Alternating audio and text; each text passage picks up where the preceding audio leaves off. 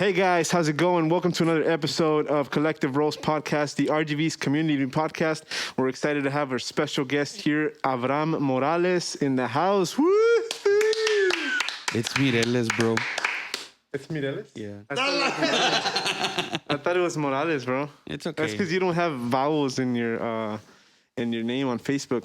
Yeah, I know. How come? It makes it easier for people not to find you. Okay. Who are you running? Who are you running from, bro? About maybe two governments, to go two government entities. to different countries or what? Yeah. Yeah, dude, for sure. Well, we're excited to have you, dude. Finally, we have you on. And what are we trying today, Ralph? All right, as you know, we're going to start off by drinking a coffee beverage. So I got some Simply Lemonade and my flagship cold brew, which is the Profundity blend, and blended them together. It's like 60% lemonade and 40% cold brew.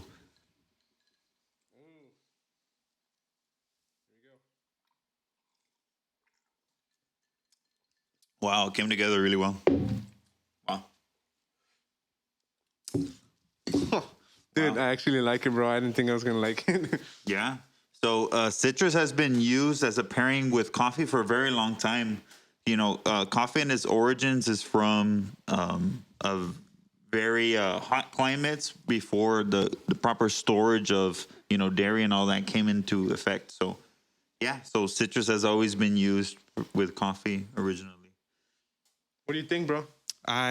When he said lemonade and coffee, I was kind of nervous. I'm not gonna lie, but this is something I would definitely try more than once.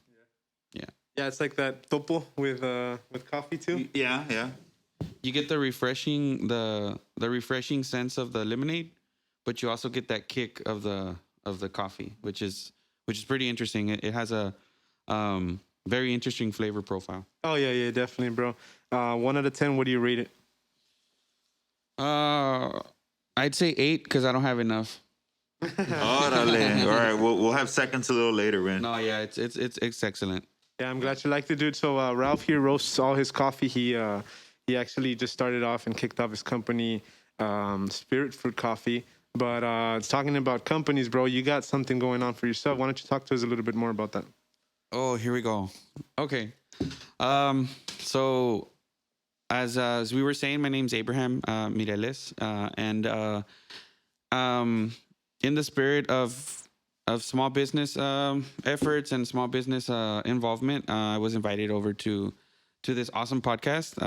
I didn't have the pleasure of knowing Ralph until today, but I can tell we're gonna get along just fine. In going back to what we've got going on, we've got the Pizza House, which is a delivery service of pizza. We're on Facebook as the Pizza House. If you can't find us, you're taking too long. Yeah, just kidding. It's just search for us on the Pizza House 07, everything together, and we should pop out. And what we've got going on is handcrafted, made from scratch pizza. Everything is fresh, made that same day. I mean, you can't get better than that. I do try to get the most premium quality products in our pizzas, from the meats, from the tomatoes, from everything. And I think AB's had our pizza quite some times. He's not well. Now you've also had our lasagna. Yeah, so let me tell you this, man. My wife is obsessed with lasagna. I don't know why. And we've had a couple of lasagnas. I'm not going to name anything, but around town, spots around town. And she's always like not satisfied, dude. She's not satisfied. And that other time she ordered yours, bro, and she was like, I found my lasagna. It's funny. It's funny because I dropped it off, and I think I was maybe about I wasn't even home. I hadn't even made it home yet when I get her text, and she's like, "Oh my God, it was delicious." Yeah. And I was like, "Wait, AB was taking pictures. You didn't save him any?" Yeah. But fortunately, she did, and you got to try it as well. Yeah, it was good. I'm not big on lasagna. It was really good, but it seemed like she found the Atlantis, dude. She was like, "Oh my God, I found it! I found the lasagna." Like if it was some sort of hidden treasure or something, Yeah, I'm glad. And the reason we it's actually not on our menu. It's something that we do. Like I said, since we do make everything from scratch and everything, as an, I guess you could say, uh, if I have so many orders for that day, I'll make enough for that, just to get everyone that freshness. A lot of these places that you go to, they got their own thing going on, but some of their fresh and daily products really aren't fresh and daily. And I've been in the restaurant industry for, I want to say, since I was 15. I got my first job in the restaurant industry. Where at, bro? My first job in the food industry was actually Dairy Queen. Yeah, I'm gonna out. send a shout out to that Dairy Queen on Price and Paredes. That was my first job. Funny. Oreo Blizzard to go, dude. Dude, Yeah, I just got a sabes. blizzard from there yesterday, and I don't really have ice cream often. Yeah, you know what? A funny story. When I worked there, I applied, and on my application, I put my birth year, but the manager got so carried away with me being a student at the high school that was right down the street, Hannah Eagles. Yeah, what's up? She didn't even look at my birth year. She hired me. She's like, your first day is next week, blah blah blah. My birthday's in April, so when I was a couple of days away from my birthday, I was like, ma'am, can I have my birthday off? She's like, oh yeah, for sure. How old are you gonna be? I was like, I'm turning 16. She's like, what? I was like, yeah, I'm 15. What do you mean you're 15? You're not supposed to be working if you're 15. So she goes back to the office. I'm in the front, making blizzards, and all of a sudden I hear her scream, Abraham, and I'm like, oh crap, what's going on? So I walk back to the office, and she's like, you're 15. I was like, yeah, I told you, and I applied and I put it on my. From now on until you turn 16, you are gonna be at the register just charging, and you're not gonna move, you're not gonna get hurt, you're not gonna walk anywhere. You're just gonna stand in that position and not move at all. Because if you get hurt, it's my butt. And I was like, oh, I'm sorry. Like, but I technically I didn't lie to her. I applied. Yeah, but yeah, that's it. Going back to the food industry thing. I've worked in restaurants pretty much most of my adult life, and I thought it was time to implement all that I know, all that customer service, all that stuff, that all that behind the scenes stuff that you see, that you don't see. I'm sorry, into something of our own, and it's been going pretty good. God's been good. He's been opening doors, and the right, obviously the right doors, and showing me where to go and where not to go. And I'm very happy with the way things are working out with the pizza house. That's great. That's awesome, man. How long have you been doing this? Technically, I spent maybe about 6 months. We spent about 6 months studying our recipe. We got it to the point where we liked it. But we actually started out by giving our pizza out for free. A lot of our first customers were people that would just try it, let me know what you think, let me know what I can work on, and it's like I said, it's been an awesome ride so far, and I'm excited for what's to come. We started off with the regular oven from our stove, and you obviously can't get the best out of that, because it's not meant for pizzas, but even with that, we had a lot of people telling us that if they're coming out this good in that kind of oven, we can't wait to try them when you get your actual pizza oven. And now I want to say we're going on a year already. We already have 2 restaurant grade ovens, and it's amazing. It makes you cherish it a little bit more.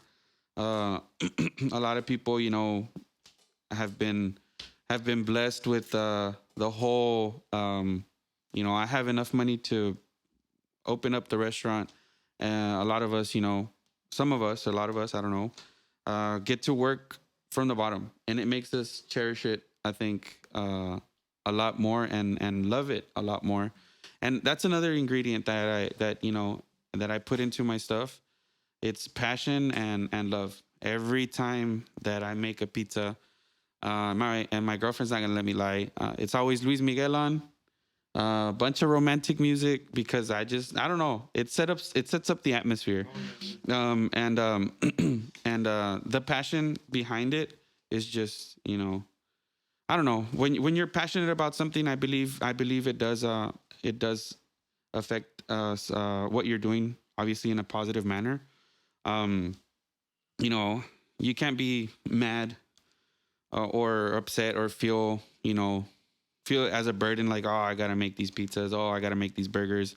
Any restaurant that you work in, or any job that you do, if you're not passionate about it, I don't think you're gonna be good. You might be good enough to keep your job, but you're never gonna be better than what you are. And it sounds kind of weird, but I think you get me. When you're passionate about something, it just makes everything flow so much easier. Yeah. And I mean, you're passionate about your coffee, and I can tell. Like I said, I've worked in the restaurant industry, and I've been a bartender also. But drinking this, I can, and the way you talk about it, the way the way you talk about it, the way you describe it, the way you are, it shows your passion. So, I feel, bro, that we have the same take on our craft. You know what I mean? Because I basically started from the ground up, just like you. We were in the service industry. I was in the service industry, and now we're serving the community, but as entrepreneurs now. Like we ranked up in that way. It wasn't just like we got an investor, just hit the idea out of the park, and just implemented it. It's been building from the very beginning. I feel the same way. It's been the same thing, Yeah.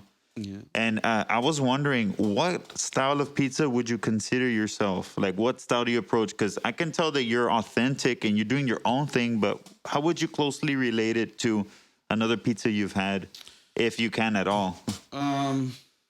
We've been described as a New York style pizza. Okay.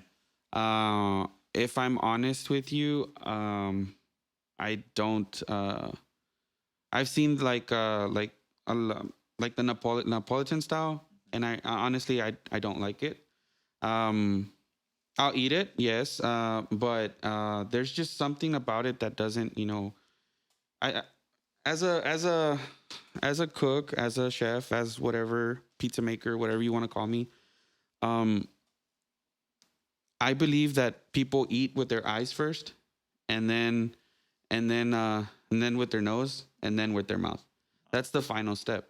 When your food comes out, or when you're hungry and you see a tray and you think it's for you, the first thing you do is you move back because you saw it and you're like, you're visualizing eating it. The first thing I do, bro, is I put my phone down and I'm like, oh, damn, dude, it's getting hot, Yeah, just a chair and everything. Just a chair, and it's like, oh, it's for the table behind you. Yeah. But yeah, I mean, I just believe that our pizza is, I don't know, like I look at it and I think it's pretty. It's a good looking pizza that The aesthetic, Yeah, I agree, man. I agree. And honestly, every time that I make one, I take my time with it, in a sense where I'm not rushing things. And if you get a pepperoni, like for example, if you get a pepperoni pizza, it's the simplest pizza you can ever get, right? It's just cheese and pepperoni. But every time that I make one, I make sure that, and it's gonna sound kind of weird, but I make sure that the pepperonis are like in a perfect circle all the way around, not just thrown around everywhere. I want to make sure that every slice has enough pepperoni. That's the first thing I noticed about your pizza on your page. The uniformity, like the distance, everything's equidistant from each other. Yes, everything is symmetry. Yeah. There's symmetry in all the ingredients. Like, for example, we have this person that orders a pizza that's not on our menu because we like to pride ourselves in giving you what you don't find anywhere else. So we have this customer that orders like 4 or 5 veggies, three extra bags of cheese, and a bunch of nice stuff. And in those kind of pizzas, it's kind of hard to not mess up, because, for example, you get all the veggies. Veggies, after a while, when they're cooking, they'll release the moisture inside of them. So you risk your pizza being soggy. You risk your pizza. You risk that when you get the slice comes up, but all the cheese and the veggies will fall off. And I don't know if that's happening to you guys with other pizzas, but, for example, when I work on this customer's pizza, I guess the fact that I'm so uniform with the way I do things, uniformed, and the way I look for symmetry and everything, like, oh wait, there's a little bit too much bell pepper on the left hand side. I gotta move it around to where it looks nice. And one of the things that I pride myself in is, like, for example, you go to Whataburger, you see on TV a Whataburger commercial, a McDonald's commercial, and the burger you get on the video, on the commercial, it's absolutely gorgeous. It looks absolutely delicious. But when you get there, it's all squash. It's all, I like for people to get what they see. I don't want them to get disappointed and be like, Nambe, like, I was expecting the picture. Like, and speaking about pictures, we had AB take a bunch of nice shots of our pizza, and we had some hater from where was it? Oh yeah, from like Michigan, New Jersey or something. It was from Michigan. Some guy from Michigan he had a pizza truck, and he started bashing our page, and I was like, Allah, like, shouldn't you be worrying about making your own pizzas? Saying that that it looked like unappetizing or something like that. I'm like, bro, I look at it and I'm down, dude. Mm-hmm. But yeah, speaking about that day, we tried the pizzas, bro. Let me grab your menu real quick. We did all these pizzas, and I remember looking through all of them and trying them all, bro. He let me try like all the pizzas, and to me, I think the best one was the bacon cheeseburger, bro. Bacon cheeseburger pizza. That was a late night craving that I had. Funny story. I'm sorry that I'm kind of like sidetracking a lot. Hey, you're good, man. Go for it. There's so many ideas in my head. Oh, yeah. I've got ideas for pizzas to throw up in the air, but what about a coffee pizza, bro? It could be a dessert pizza. Tiramisu is a dessert, and it has coffee. So we could definitely try something out. Let's do one. Yeah, let's try that. But for example, I already have 2 fridges. I got the one for the house and the one for the pizzas. So every time I tell my girlfriend, I was like, hey, I have an idea for a pizza. She's like, no, wait. Just wait, because we don't have enough room for all the ingredients and stuff. But going back to that burger pizza, I couldn't decide what I wanted to have for dinner. I was like, I want a burger, but I want a pizza. So dude, that's the story of my life, bro. So I was like, you know what? I'm making a burger pizza, and it's pretty you have good. to try it, bro. Yeah, you have to try it. Make it vegan. Yeah, you're gonna Vegan? have to make it vegan. I've actually had some people ask me for keto options, cauliflower crust, and we're actually working on that because I know the whole new year, new me stuff. I think that, and also like big part of the community is also like focusing on veganism right now, dude. Yeah, which is really cool. I think the longest that I've ever tried going vegan is like maybe 30 days, and I think what got me was that I couldn't have Coke. I wanted, I just can't go that long without Coke. And I'm talking about Coca-Cola. I saw you guys look at me like, hey, I don't know. Both of those are plant-based, bro. That's vegan. Yeah. But yeah, I definitely do want to look into, that vegan option because that vegan keto option because, we do need to, for example, for me, it's hard to get on a diet because all the food that I love so much is not good for me. Pizzas, burgers, tacos, steaks, all that good stuff. It's hard for me. I'm like eating all these salads. I'm like, I'm not a rabbit. I want. But but I want to find something like in between where people can feel they're eating their favorite food without that guilt behind it. So yeah, I'm definitely gonna be working on that, and it's gonna be good. It's gonna be good. Sounds dope, bro. One of the guests that we're going to be getting on in one of the next episodes, his name is Adam Cardona, and he's a really big vegan advocate, and he's done meal prepping for vegans. And so, we're going to really, maybe dispel some myths about veganism, and maybe talk about, how important it is for everyone to be inclusive about the idea, because first off, it's more business for you, for more people. And secondly, if you can bridge the gap between the desire that we want for those super indulgent foods that we love and crave and feel like we have to neglect when we're on a diet, and like marry the two together, like with the cauliflower crust and like maybe like plant-based cheese or something, they won't bloat your gut or something.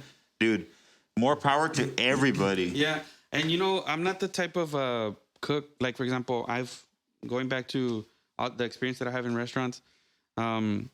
I remember, being a server and asking the kitchen to work on something, and oh well, they want this, but they want to take off that, substitute that, and the first thing you see is the cook get mad. Like dude, like What? like, Are you telling me to work? yeah, exactly. And like I'm not like that. When somebody tells me, like I said, we pride ourselves on our pizzas being handcrafted and made from scratch. So that gives you the option to start your pizza from zero. And I'm not the type of person that'll get upset. I'm like, oh, okay, I'll take the challenge. Like for example, we had a friend tell us we want to try a chile relleno pizza. Oh, I'm like, all right, bet. I'll take on the challenge, and we did it. We didn't add it to the menu because you should have added beans, bro. no beans.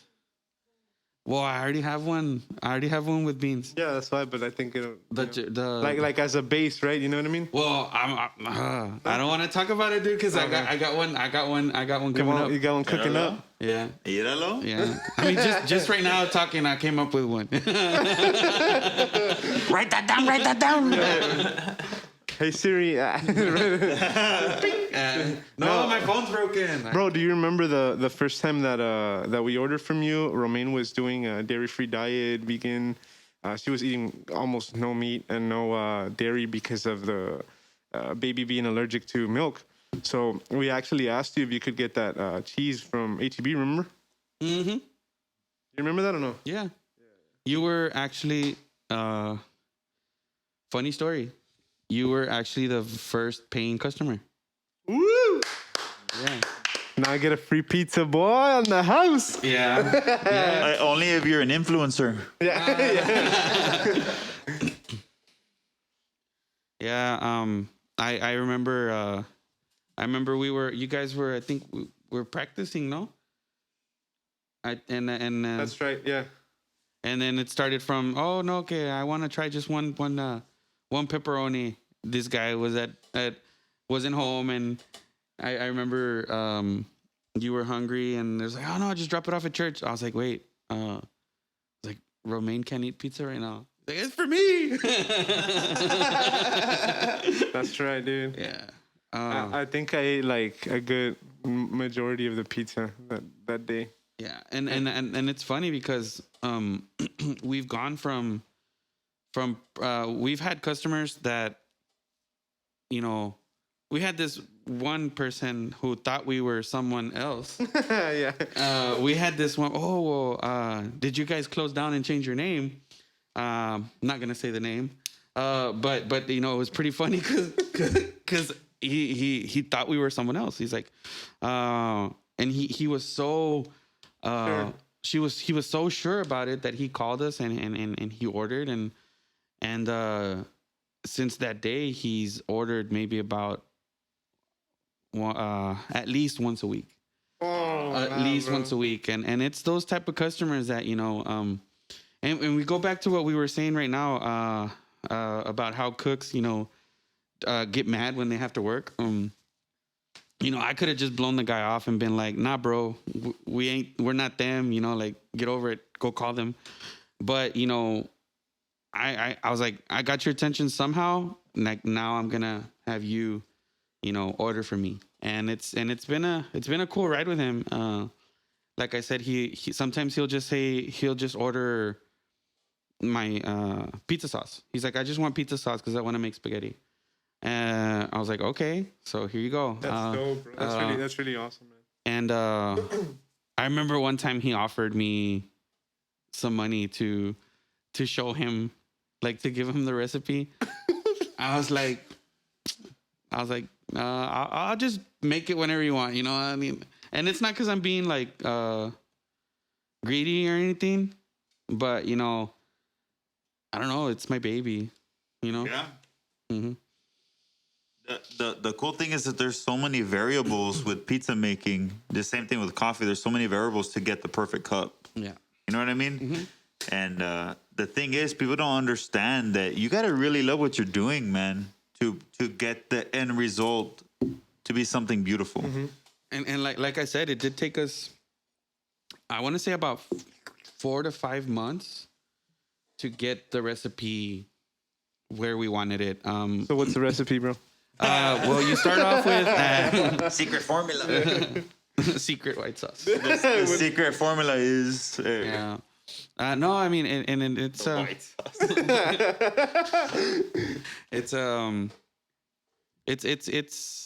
it's magic. I don't see pizza making as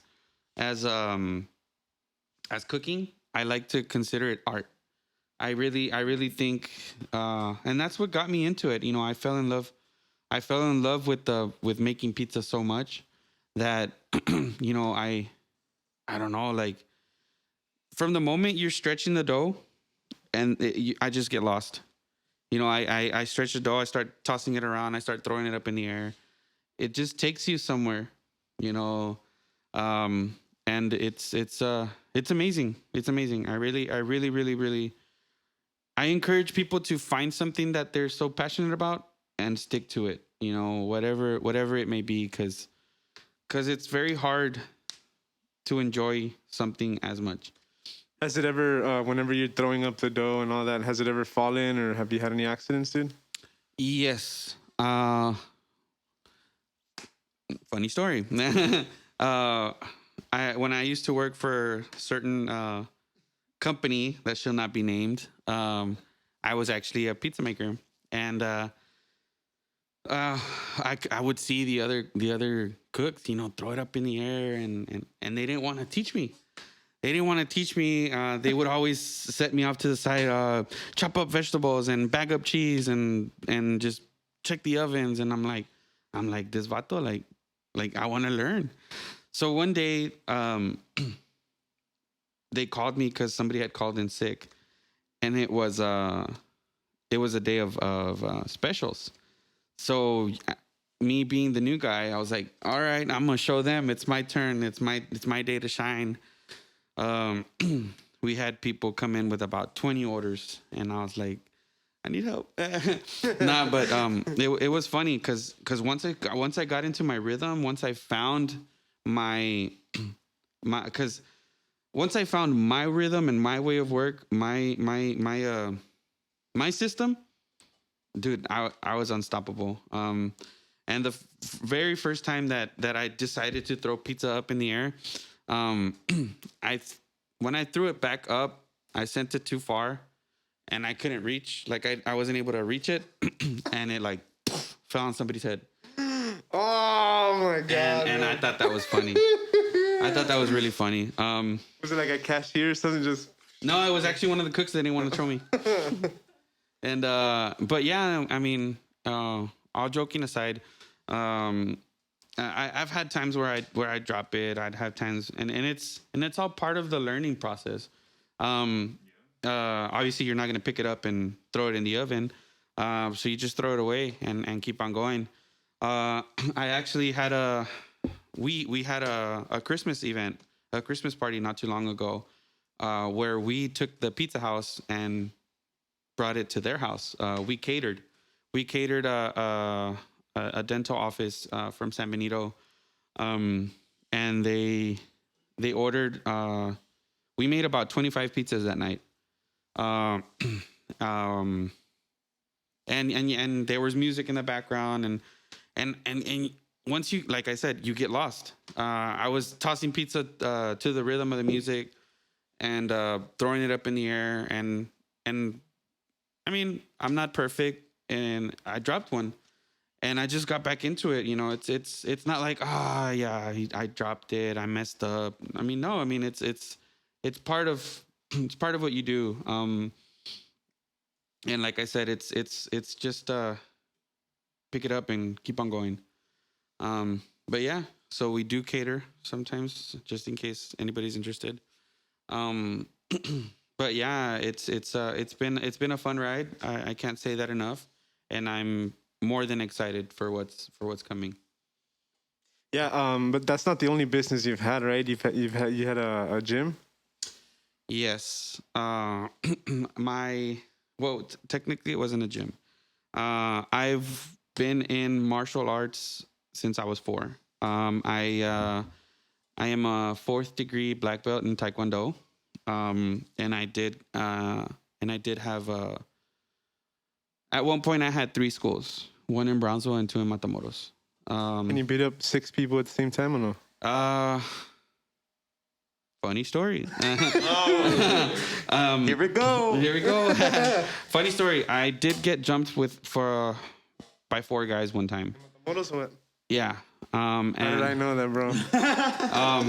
I did get jumped by 4 guys at one time, and I was able to stand my ground until somebody came to help.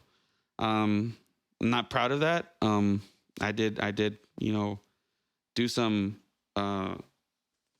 And I'm just kidding. Some brain damage. I did do some classified Miyagi moves. But I mean, when you're in a situation, and I've always when I was teaching, I've always said it's self-defense. You know, you're not going around looking for trouble, for fight. If push comes to shove, it's better for you to push harder than to get knocked down. And I always took this lesson from my dad. My dad was also a martial artist. He actually, my dad was very passionate about martial arts, and he got into it at a very young age. And I remember him telling me that he was even at tournaments and conventions where he actually got to see Chuck Norris participate and Steven Seagal. So that's pretty interesting, pretty cool. And he's got the pictures. I don't know if he still does, but I remember him showing them to me as a young kid. But what was I saying? Oh yeah, my dad would always tell me, like, if you ever come home with a black guy, you're gonna go to school the next day with 2. So he would always tell me, like, if you get your butt whooped, like, I'm gonna show you more, and I'm gonna beat you more, so you can learn how to stand your ground. And every time I would get in a fight, I was like, man, if this guy gives me a black eye, like, and I don't want, I'm pretty old now, but I don't want, CPS looking up for my dad. He never, he never beat me. He never did anything to the FBI agent watching this and listening to this. He never hurt me in any way. The agent's name is Fabian. Oh, hey Fabian. The NSA one, bro. Yeah, say. We got a Google Home up there, so we're not safe, dude. Google's listening up there. Yeah. Bro, but let me ask you this real quick, since you mentioned that. I think if you get in a little scramble with someone, bro, like, you're bound to get, like, and even if you win, you're bound to get, like, Yeah, I remember I got in a fight when I was in middle school, bro, and bro, it was a pretty easy fight. Like, not saying that the other opponent wasn't strong. He was strong, but he was the one that striked first, dude. And I remember he struck me right here, and I had both of these, like, a little bit of black on both. You know what I mean? Because he hit me, like, right here. But I don't know, dude. It was like, I mean, he did leave me 2 little black guys here, but it was pretty one-sided fight. Have you ever broken anything? Like mine or somebody else's? Well, both. Well, I broke some guy's nose. But I've never had anything broken except my finger in football. Oh, I think I've broken my nose 1.5 times. 1.5. Explain that, bro. So the first time I broke my nose, I had gotten in a fight at school. My professor found out about it, and I remember we every Friday we would have sparring sessions, and so he sat everyone around the whole class, the whole the mats. He sat everyone down, and he left me standing up, and he's like, he was taking off my protective gear, and I was like, oh, it's time to go. And then he called about one person up, and they're like, okay. He was like, okay, fight. I was like, but I'm not. I mean, in my mind, I'm like, I'm not wearing my protective gear. Like, what's going on? Were you wearing your cup or no? Yeah, that one, yeah. So I started going at it with that one guy, and then all of a sudden, he called somebody from the other side of the school, and I believe it was maybe about. It took. I was fighting with 3 people at the same time using Taekwondo skills. And then once I started noticing that, stuff was going down, I was just pushing, kicking, shoving, just surviving, if you want to call it that. Fetal position. Yeah. And until I got hit, boom, right in the nose, start bleeding everywhere. My nose was crooked. I went to the restroom, and I'm like, your uniform is white. It looked pink with all the blood that I had on there. Yeah, it was bad. Are you sure it wasn't pizza sauce, bro? I wasn't into pizza back then that much. And then, anyway, that was the first time that I did. And I did have I sounded like that broken Toy Story toy. Wheezy, bro. Wheezy. Wheezy, dude. And then the second Ya time, mula. the second time that I had my nose, pretty messed up, was actually in middle school. A girlfriend that I had, we were sitting in the bus. I had dumped her or something. La tóxica, bro. Yeah. I had dumped her because I found out that, she was hoeing around. We can bleep that out. Anyway, in the bus, like, I was, roasting her bad on my part. Turns out she had a bunch of cholo friends. So she stands up, like, she's sitting behind me, right? She stands up, gets in front of me, and just like, pow, like, just got a nice little a nice hit right on my nose.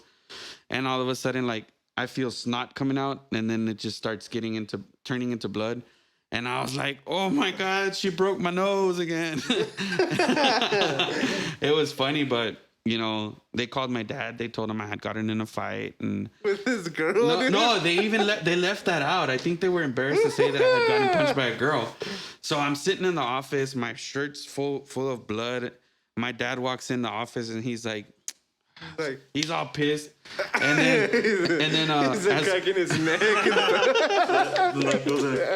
As we're like Arthur, bro. The meme, bro. Oh yeah. As we're walking out, he's like, "Well, I gotta say I'm proud of you." I was like, "Why?" I was like, "Cause you didn't smack her back." Yeah. But yeah, For real, man. Yeah. But yeah, I mean, I have a bunch of stories. I think I could even start a book with everything that I've been through, both in the restaurant industry and in the martial arts world. One thing I do pride myself in saying is that, well, right now I'm kind of overweight, but you wouldn't believe, you might not believe, but in my whole 20. So I was 6 at my first tournament, but I got in when I was 4, and I stopped competing when I was like 22, 23. Okay, so from 6 to 23 that I was active in sparring, I only lost 2 fights. So it's something that I do pride myself in. We're good, right? Like we're friends. Yeah, we're good. Ready to lose your third one or what, bro? After the show, I got some gloves there, bro. Dale. Yeah. I think my coach, my professor, I shouldn't say coach. My professor did a good job with me, in the sense that a lot of the values, a lot of the discipline that I learned in Taekwondo, I implement them in life, and it's pretty crazy how one how do you say it, consejo, Advice. yeah, how some advice can go so far. um like for example, I did go through a very rebellious phase, and sometimes when I would walk into the dojo, it was just punishment, and he would always say, like, the los castigos te los pones tú solo, which in English translates to you bring your own punishment upon yourself, and it just helped me learn that our mistakes are gonna have consequences, and I mean, like, there's another one. I would get, having this winning record. Sometimes I would see people at a tournament, and I'd be like, that guy's too big for me, like, he's tall, like, he's taller than me, he's bigger than me, and he'd say, The reach. yeah, he'd say, so what? You're not gonna carry him. And that made me, that, for example, I translate that into, no matter how big the problem is, there's a way that you're gonna be able to fix it. And I could go on and on, but I do. If anybody out there is watching, or whoever out there is watching and is into martial arts, don't let it go. If you have kids that are in martial arts and you see that sometimes they don't want to go, I'm not saying not to. Don't let them get away with it, because it's gonna be something. Obviously, that happens a lot when they're new to it. I don't want to go because it's something that's breaking them from their routine of being on their tablet, on their video games or whatever. But there's more to it than the fighting. There's more to it than the black belt. And you don't, a black belt, you earn it every time you go through an exam, through a promotion test. You earn every stripe, every belt that you're getting. And when you get to that black belt, it's a sense of the journey begins all over again. And it's something pretty amazing. If you're at the right school with the right professor, they'll get a lot out of you, not just in the ring, but through life. But yeah, that's Yeah, bro. Since we're talking about martial arts and stuff like that, I joined boxing when I was in high school, and honestly, bro, like it really did save my life once. So I'm gonna sign up my baby to start in jiu-jitsu when she turns 3, and then we're gonna have her, participate in one of those martial arts, bro, just so she can get that, muscle memory and to be safe and cautious, bro. Like, of course, always aim for peace, bro. You know what I mean? But just in case, you never know. yeah. And I've always thought, like, for example, I'm a big gun advocate. I think that Second Amendment, the bill, the right to bear arms, I'm sorry, was there for us, to use it and to protect it. It's always better to have it and not need it than need it and not have it. And for example, if you don't like guns, then I'll just translate it into a fire extinguisher. It's better to have it and not need it than to need it and not have it. And if you have that martial arts training, that martial arts background, I mean, you're putting yourself in a vulnerable position. I want to say that for example, I've been mugged, I've been jumped, I've gotten in one-on-one fights. But obviously, when you can go for peace, it's when you can go for peace, you go for peace. When you can't, and it's sink or swim, you better start kicking. You know, and 'cause you never know how bad it can get. Like the saying what I was saying right now. Always aim for peace, but if you can't aim for peace, aim between the eyes, bro. Right? Yeah, yeah. What else? Dude, so I'm really proud of you because you were able to flourish a business, in possibly one of the worst years economically, dude. I mean, I'll give you my perspective, dude. I lost a lot of business last year, 2020. It was one of the worst and most challenging years for me in every aspect of my life, dude. And to see your business like pop up and everything is just incredible, man. And you know, a lot of people were saying like, "Why are you opening up this restaurant, or why are you opening up this food business in the middle of this? Like, you know, not a lot of people are gonna buy." And what is one of the things you did the most in 2020? Spent it on your phone, spent it on social media and all that stuff. So what did I do? You know, the delivery system that we have is by appointments. So if you get to our to our Facebook page, you'll see that, you know, there's deliveries from 5 p.m. to 9:30 or 10. And a lot of the people have been very understanding because they'll sign up for that delivery slot. They'll message us what they want, and for example, if I'm 5 to 10 minutes late, they're very understanding because we're cooking, we're taking the order, we're cooking, and we're delivering. You know, and it's always that it's just one or two people. So a lot of the people, everyone's been very understanding, and it's been very convenient. One of the comments that we did receive was, "I like the fact that it's just on Facebook, you know, and I don't have to deal with calling a certain place and thank you for calling, please hold."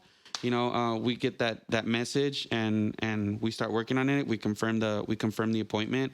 If they picked up a slot where, for example, let's say AB orders 4 pizzas, 6 pizzas, and then we get somebody else, you know, that wants to order like at the same time he did or a little bit after him, we'll tell them, "Hey, you know what? We have this order. Yours is going to be at this time. Is that okay?" And they're very understanding. And it goes back to the customer service part. I treat our customers. We treat our customers the way we like to get treated. Like, because it's hard. It's hard to find customer service. You'd be surprised. And for example, my girlfriend and I, we've gone to restaurants where the food is amazing. The food is amazing. The place is nice, but the service is bad, and we won't go just because of the bad service. Good story of my life, bro. For real. And like we'll go somewhere where the food is so and so, but the service is awesome. We'll go back just for the service, and that's something that, you know, I wanna just throw out there. You know, like for example, last night we went out for dinner, and the place that we went, you know, the service was, if it wasn't for the server, we wouldn't go back. If that server wasn't working there, we wouldn't go. That server is on top of his game. Like, I need a refill. He's on top of it. And he'll talk to you, but he won't like get to the point where he's annoying. Oh yeah. Like, you actually want him to come back and start up a conversation. But yeah, I mean, one of the things I do want to throw out there is that, for example, if I don't know, if there's a restaurant owner listening, watching, always implement that on your staff, the customer service. Because if the customer doesn't come back, you don't need servers. You don't need that many servers, and that means they're going to be out of jobs. And I've always, every time I go to a restaurant and I see something wrong, I write it down and I was like, okay, that's something I need to focus on, because when I have my actual storefront. I don't want that to happen. And I kid you not, there's servers that I've seen at different restaurants that I say I want to have them, when we're a full service dine-in experience. And yeah, I mean, I think the backbone of it is if you have a good product, and it's good, and that you're not gonna get any, that it's a hit. From there you have to focus on how you treat others, how you serve them, how you go above and beyond, so that they feel like, you know what, like I don't get treated like this anywhere else. And I mean, that's the basics. That's the most important part. Let me ask you, bro. What's next for the Pizza House this 2021? What's your new project? What you got going on for this year? We've had people ask us, like for example, about we were saying the keto stuff and the vegan stuff. So that's something that I'm studying on right now. And when I say study, like I literally mean study. Like I'll do my research. I'll do my research. I'll practice, and it might come out good, and it will. But I like to get it to the point where consistency. Where it's consistent every single time. Like right now, for example, I can make our pizzas with my eyes closed, and it's always gonna come out the same. So that's what I want. I am working on everyone likes wings. I'm a big wing guy as well. But I am working on a healthier option to where it's not deep fried, because everywhere you go, they're fried. I'm working on a oven based recipe where you still get that crispiness of the fried wings, but obviously, the healthier option. The lasagna is going to be added on to the menu on a certain not where it's on the menu every day, but more than once a week, because right now we have it to where it's once a week. What else? And just keep an eye out for us.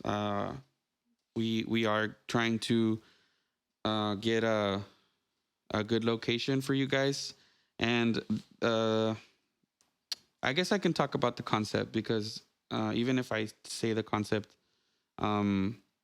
it's gonna be my touch that makes it, ours. Just imagine going somewhere where you feel at home, not just because of the way you're treated, but also because of the atmosphere and what's around you. And you're gonna be able to find, a lot of cool stuff, where you're gonna not want to leave. That's pretty much what I'm gonna say. Are you gonna let us have our podcast there, bro, once in a while? Dude, yes. Yeah, obviously. Are you gonna feed us? Yeah. Yeah. Hey, what do you think about the combo of pizza and beer? Because pizza and wine is more of a foofy thing, right? But pizza and beer is more widely done. I actually, I've had pizza and wine, and I don't enjoy it as much. I think pizza and beer is more of a go-to combo. I actually like wine more as a I guess a pre-dinner meal.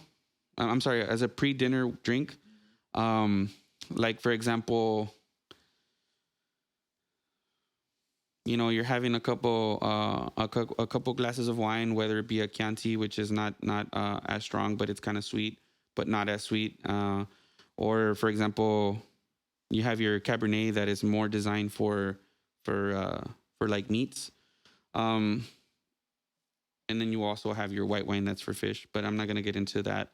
But yeah, I rarely pair wine with what they're, I'll either drink it just because I like it, but I'm not that big of a wine and dinner. Like they don't have to go hand in hand. That's what you're saying. Yeah, that's Yeah, what I'm going for.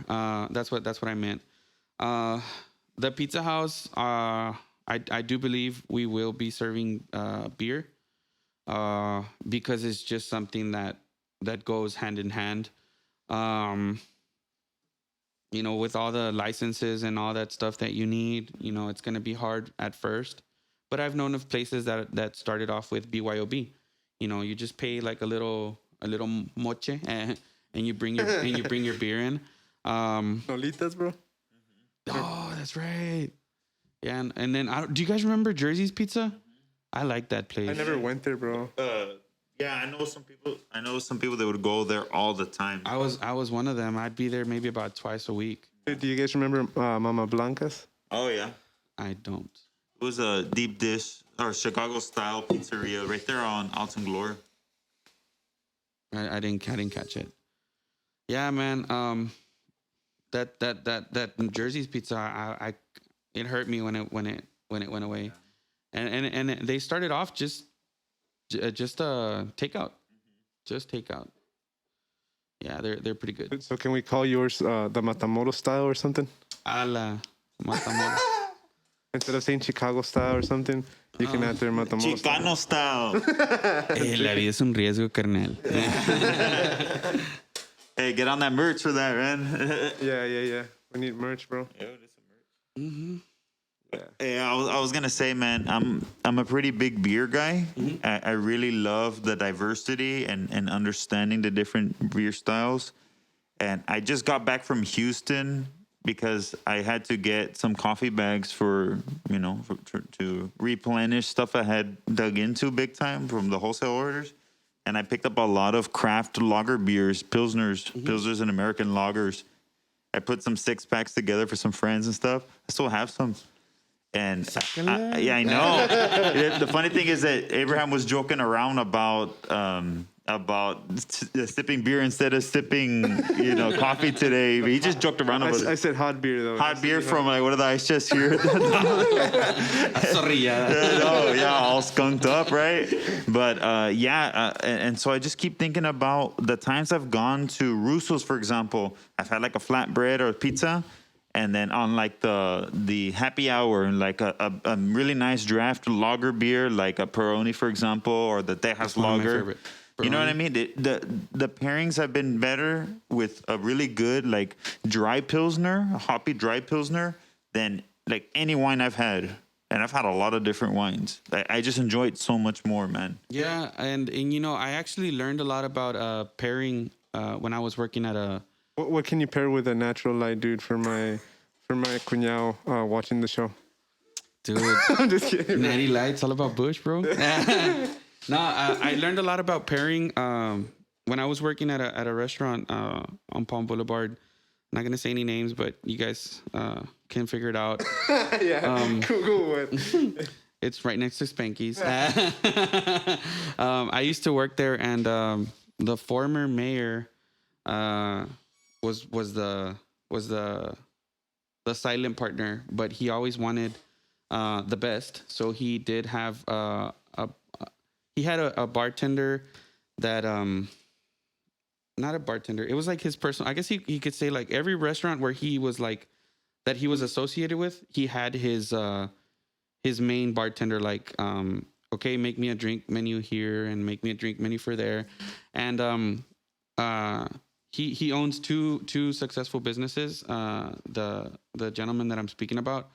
I don't know if you guys have ever been to the Flying Pig or El Santario. Oh, yeah. Okay, well, shout out to Hector. I did learn a lot about. Hector. I learned a lot from him as far as the pairing of beers with food, the flavors that you need to look into or look for in food to mix with what kind of beer you're gonna pair it with, and I don't know, man. Like I think there's just. The world of food is just the food and beverage world is just so big that there's opportunities for all of us and the sun is big enough to shine on everyone, so I'm the type of person that if you ask me for advice or for something, I'm always gonna, I want to try to do this. I'm not gonna be like, oh, well, I'm not gonna give you my formula of success. I'm not gonna deny it, but my formula might not be the same for you. So I'm gonna tell you my story. I'm gonna tell you how I did it, and you're gonna take what you want from it and what works for you. Because, like, for example, I'm very easy to talk to. I mean, I get carried away. I talk too much, and not a lot of people are like that. Some are more, uh, reserved. Some more introverted, and my word of mouth. My communicating might not be the same as maybe word of mouth will work more for them than, for example, me, that I'll you give me 5 minutes, I'll turn it into 20 and I'll talk about everything, and that person might just be like, might be easier for them to talk one-on-one, and then that one-on-one turns into a bigger reaction. But yeah, man, I like to help out as much as I can. I'm just that type of person. And for example, I like to promote and I like to help my entrepreneur friends. And for example, if AB had a restaurant, I'd eat there. Now that I've met you and I've tried your stuff, I'm definitely gonna buy some stuff from you because I want you to grow. And that's, like I said, that's just the type of person I am. That's what I like to do. I've realized a really big fault in the general populace. Okay, so I would lob us in the clique of like farmers market or the cottage law kind of market. I'm kind of out of it already. You know what I mean? I'm more commercial. But for a majority of my coffee career, when I started getting into roasting and all that, which is already going to be 6 years in February, that's so crazy. It blows my mind. People want to wait till you have a storefront to support you, the general populace. But we need business from people that really value our products from the very beginning, that believe in us, that the way like we love our craft and where we see it as an art form, because that's exactly what it is, bro. We're transmuting all of these raw materials, edible materials, into art. You know what I mean? Same thing with coffee, same thing with pizza, And so the whole experience and stuff like that, and the philosophy like that you have behind it, those are the kind of things that we admire and why we love having people like you here on the show. Thank you. Yeah, and I really appreciate the opportunity. This is actually the very first time that I do something like this. I've never been on a podcast, and it means a lot that you guys included me in it. I wish I would have been a bit more prepared and brought some pizza over today. Yeah, I just hit him up like I want to say an hour ago. So Yeah. my bad. I mean, you came with the box, bro, pero on tal pizza. It didn't make it here. No, yeah. AB was like, "Hey, did you work today?" I'm like, "Nah."